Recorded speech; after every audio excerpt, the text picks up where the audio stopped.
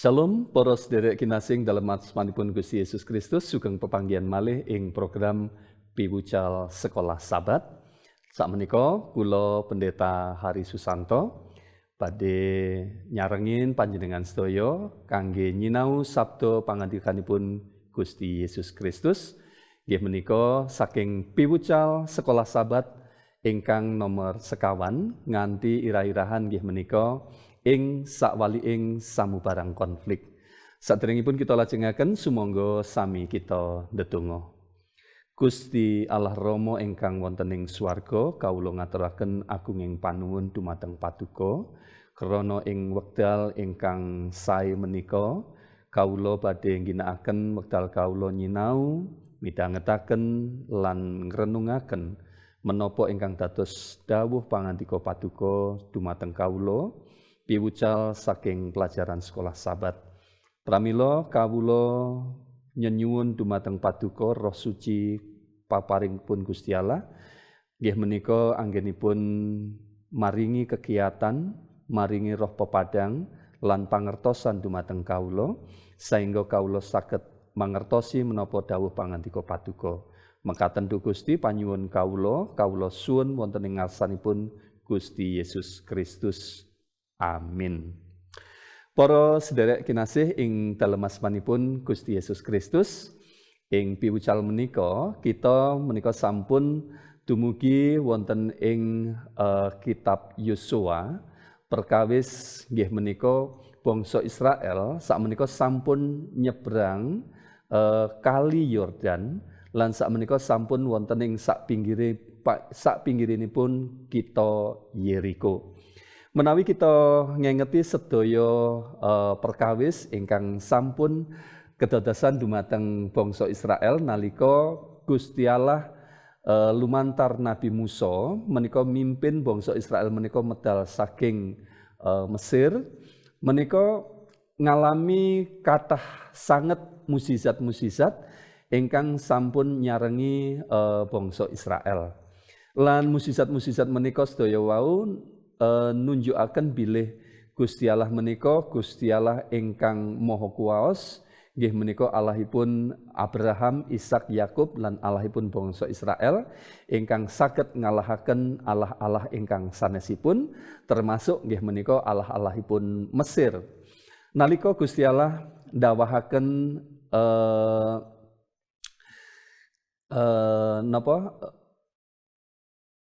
bebendu dumateng bangsa Mesir ingkang ngantos sedasa bebendu menika ing tiap-tiapipun bebendu menika Gusti Allah sampun ngalahaken dewa-dewanipun bangsa Mesir.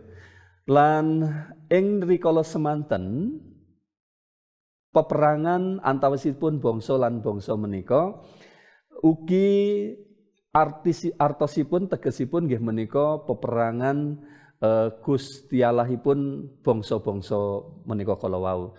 Dados ing menika konflik antawisipun bangsa Israel kalian bangsa Mesir menika nggih menika tegesipun konflikipun Gustinipun atau Allahipun bangsa Israel kalawan Allahipun bangsa Mesir.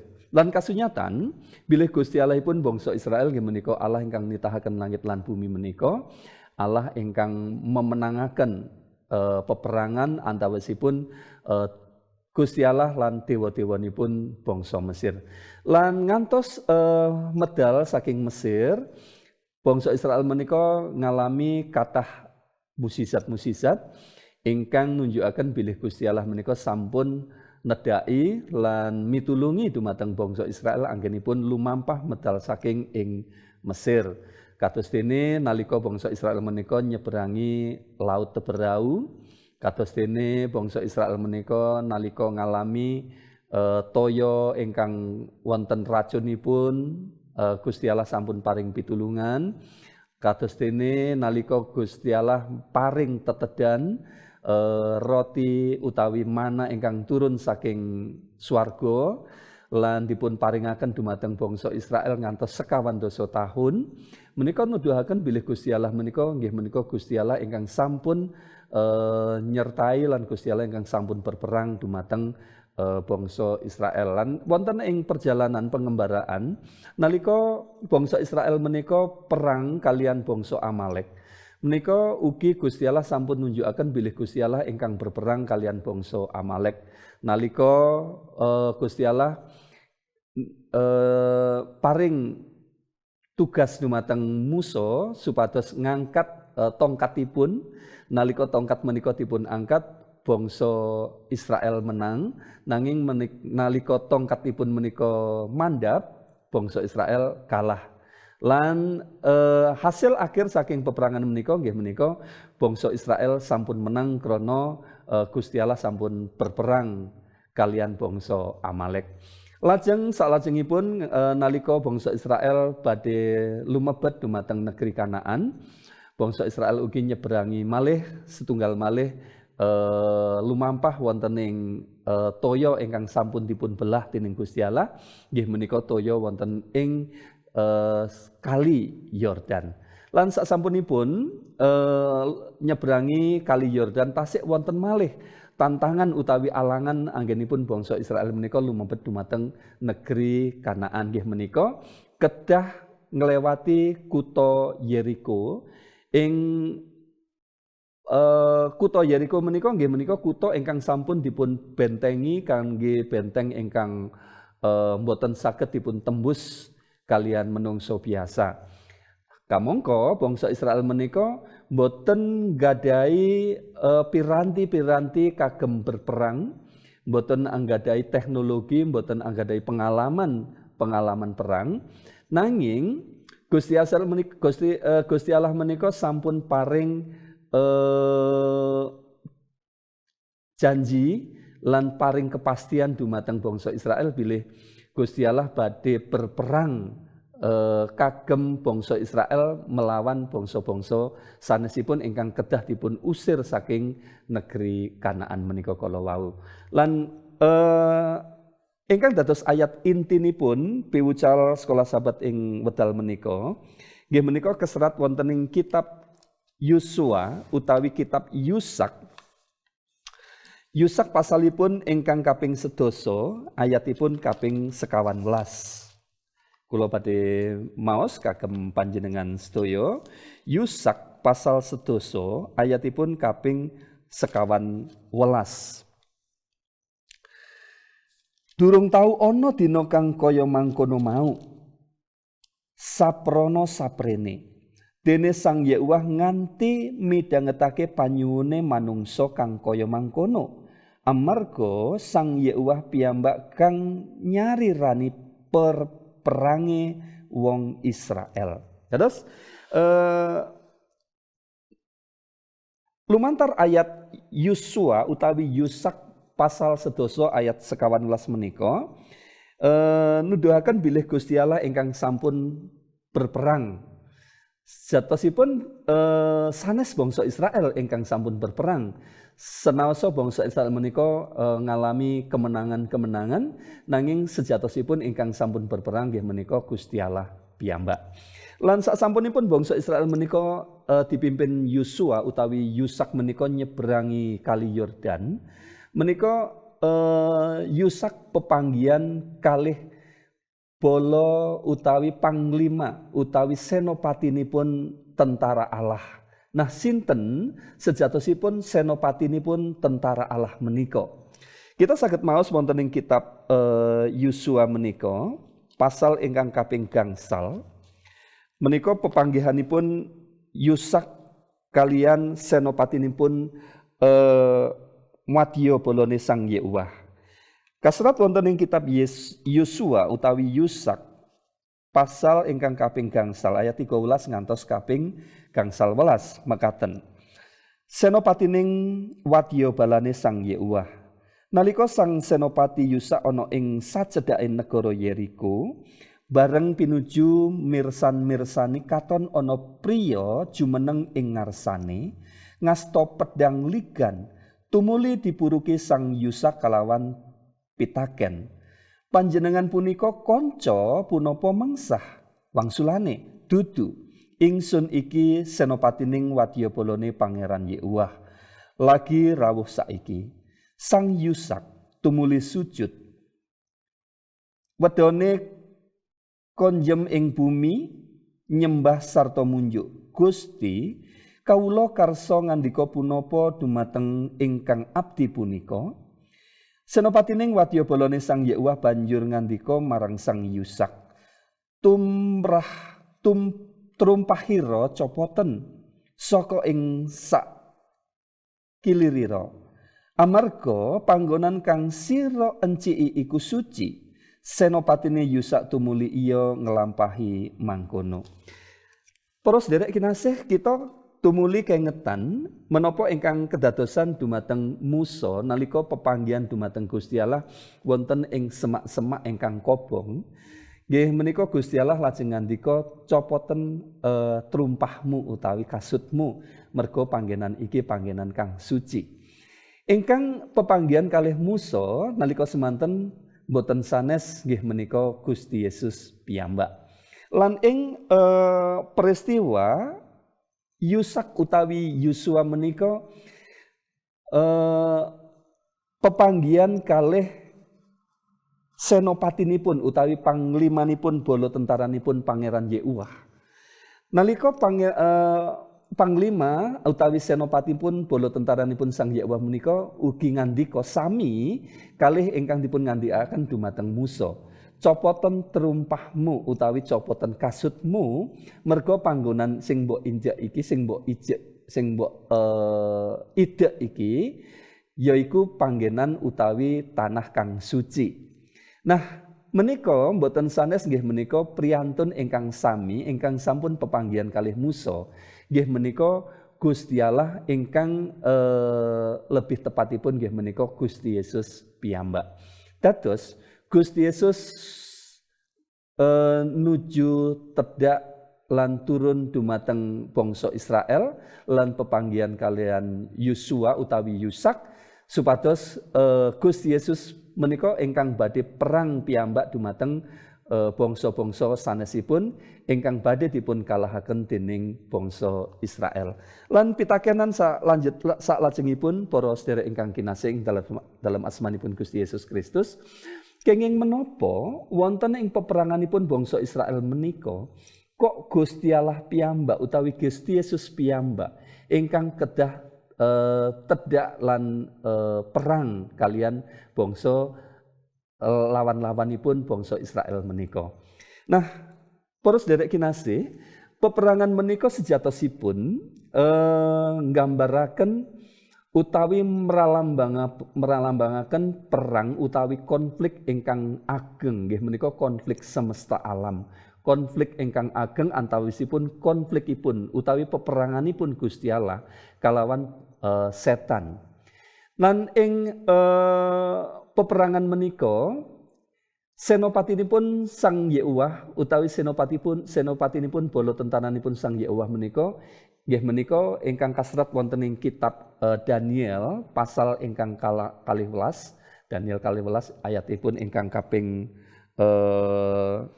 sepindah menika dipun jelasaken bilih piyambakipun menika Mikael utawi pemimpin besar nggih menika Gusti Yesus Kristus piyambak. Lan kenging menapa kok Gusti Yesus Kristus menika kedah turun dumateng ing donya menika lan perang kalian bangsa Israel menika. Krana ing sakwaliipun peperangan antawisipun bangsa Israel lan bangsa-bangsa sanes menika sejatosipun wonten dalangipun ingkang ageng nggih menika senopatinipun bala tentaranipun setan ingkang sampun dipimpin dening Lucifer menika badhe ngalang-alangi sedaya rencananipun Gusti Allah wonten ing bumi menika.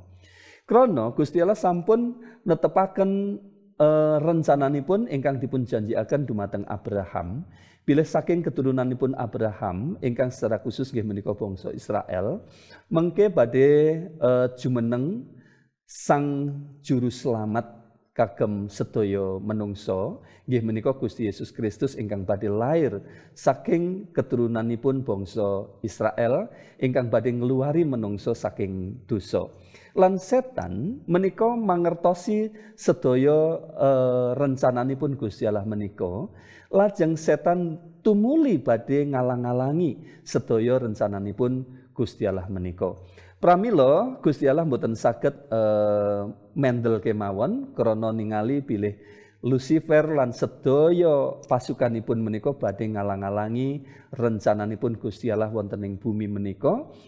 Pramila Gusti Allah tumuli tedhak wonten ing donya menika lajeng berperang piyambakipun melawan bala tentaranipun setan nggih menika Lucifer lan sak balanipun. Nah, peperangan menika lajeng kita saged ningali sedaya ingkang dipun alami dening bangsa Israel menika, bilih bangsa Israel menika ngalami kathah kemenangan. Kemenangan demi kemenangan menika boten krana bangsa Israel menika pinter berperang, boten krana bangsa Israel menika kiat, lan boten krana bangsa Israel menika anggadhahi pengalaman ingkang mumpuni anggenipun berperang, nanging semata-mata krana Gusti Allah piyambak ingkang sampun berperang dumateng bangsa Israel. Kita saged maos wonten ing kitab Pangentasan sekawan welas. Pangentasan sekawan welas ayatipun 13 ngantos sekawan welas. Mekaten dawuhipun, nanging pangandikane Nabi Musa marang bangsa iku, aja kuwatir, padha ditatak lan delengen pangluaran kang saka ing Pangeran Yehuwah kang bakal diparingake marang kowe ing dina iki.